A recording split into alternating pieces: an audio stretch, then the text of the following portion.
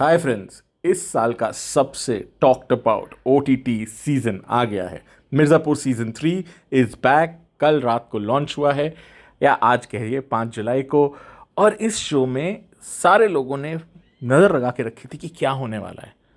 सबसे पहले बता दूं, ये तहरी है, पीले चावल है, ये डिसअपॉइंटमेंट है। इतनी हाइप के बाद बहुत ही फीका सीज़न है, मज़ा नहीं आएगा लोगों को। पहले 2 सीज़न की वाली बात ही नहीं है। अच्छा, क्यों नहीं है? सबसे पहले तो आप बहुत ज़्यादा मिस करेंगे कालीन भैया को, पंकज त्रिपाठी को। उनकी जो स्क्रीन प्रेजेंस है वो इतनी मिस हो रही है। अली फैजल, गुड्डू भैया इज़ एग्जैक्टली द सेम सब्जी again and again again and again. कुछ नया नहीं है, कुछ मज़ा नहीं आएगा, ठीक है। और आप बोर हो जाएंगे उनके उस बोलने के तरीके से, उठने के तरीके से। There is no nuance in the character, there is no nothing. बहुत बेचा गया था कि इस सीज़न में विमेन पावर है। तो let's talk about one by one. Rasika, Rasika का कैरेक्टर स्लाइमी, मौका परस्त शुरू से था, वही है। इसमें कुछ ज़्यादा नया नहीं है और मज़ा नहीं आया है। उन्होंने कोई भी नया डिमेंशन ऐड नहीं किया है। तो ओवर हाइप जो मेकर्स ने की थी ना ट्रेलर्स रिव्यूज़ में, जितनी ट्रेलर में रसिका दिखती हैं उतनी शो में भी दिखती हैं। तो भैया मैं तो कहूँगा कि आप बोर हो जाएंगे। बहुत ज़्यादा टाइम जेल पे स्पेंड हुआ है, वकील साहब की स्टोरी पे स्पेंड हुआ है, which adds no value to the narrative, no value to the show. तो इसीलिए मैं बोलूँगा कि आप बोर हो जाएंगे, ठीक है। उसके बाद आप और बोर होंगे गोलू जी का कैरेक्टर। भाई समझ ही नहीं आ रहा है उनकी स्क्रीन प्रेजेंस है कि नहीं है, ना एक्सप्रेशंस हैं ना इमोशंस हैं।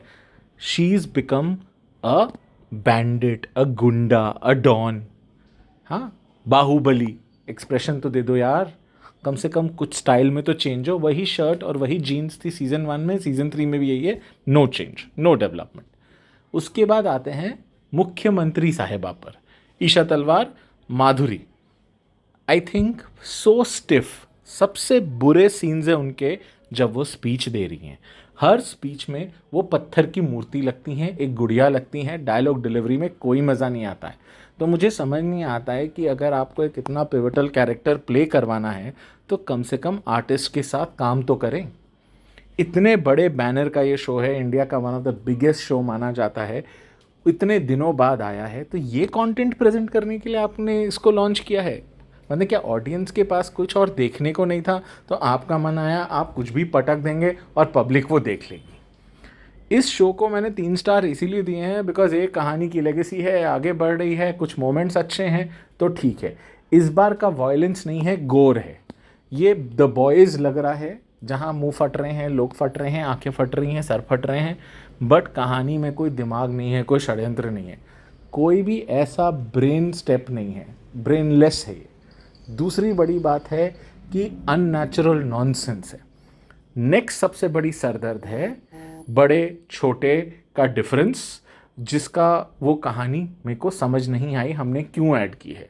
उस कहानी को ओवर द टॉप खींच खींच के हमने क्यों ऐड किया है। इन लोगों की कोई ज़रूरत नहीं थी इस शो में इतने ज़्यादा कंटेंट देने की।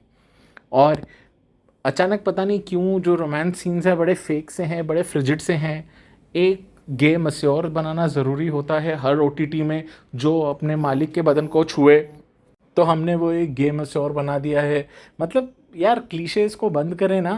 कितनी बार हम क्लीशेस को देखेंगे, कुछ नया करें, कुछ लॉजिक लगाएं। बट नहीं, पता नहीं, लॉजिक तो हमने खिड़की से बाहर फेंक दिया है। ये एक बहुत ही डिसअपॉइंटिंग सीज़न रहा है मिर्ज़ापुर का, और मुझे लगता है इस साल के बड़े डिसअपॉइंटमेंट्स में से ये एक गिना जाएगा। क्या मैं बहुत हार्श हो रहा हूँ? ज़रूर आप बताइएगा। मुझे तो मज़ा एकदम नहीं आया और मुझे बहुत डिसअपॉइंटिंग लगा। इतना वेट करने के बाद ये देखने को मिला। टीज़र कब आएगा, तारीख कब आएगी, फलाना कब होगा।